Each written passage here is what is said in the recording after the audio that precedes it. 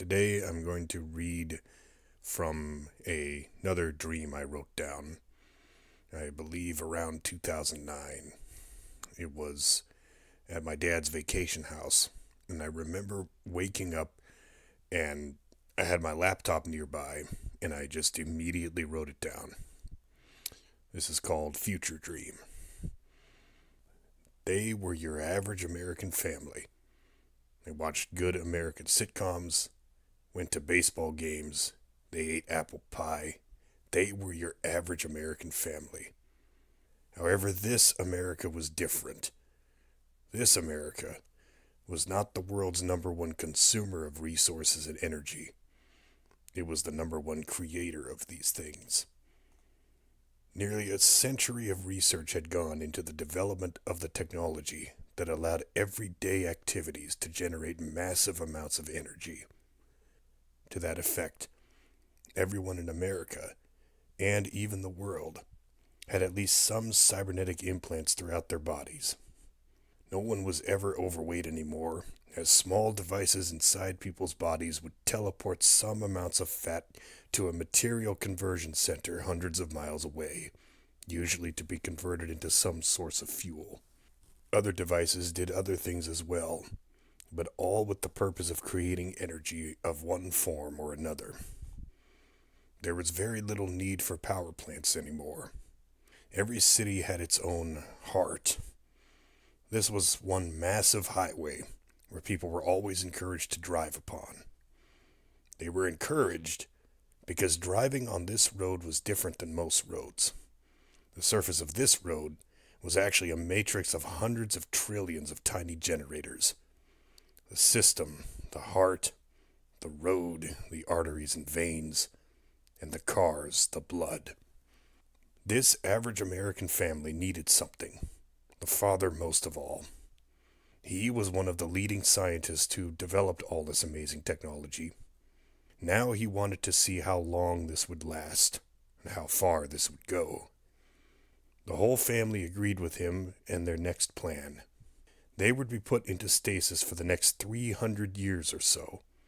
They would sleep away until the future arrived, and so they did. They were awake now. The future was finally here. They slept for 320 years, and it only felt like an 8-hour nap. They stepped into the garage and got into their car. Everything seemed unusually quiet. They didn't think much of it. They drove out to their familiar street, although all the buildings had changed. However glorious this future was, there were no people in sight. Did they evolve into something better? Did they colonize the moon? Or did they all die in some horrible catastrophe and this family was all that survived? They drove into the heart. No other cars were there. The father turned on the radio and heard nothing but static save one radio station. This was standard in every city with a heart.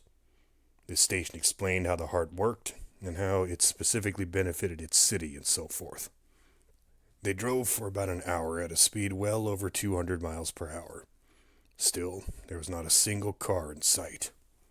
There were, however, some large lumps of metal lying around in some places.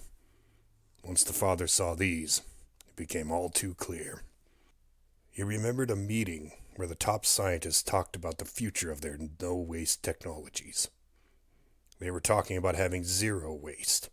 Small devices in every wall, every street, every object would seek to convert some energy or matter. The father knew what those lumps of metal were.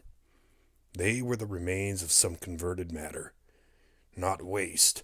They were merely piles of resources waiting, almost begging to be used. It was all too clear what had happened.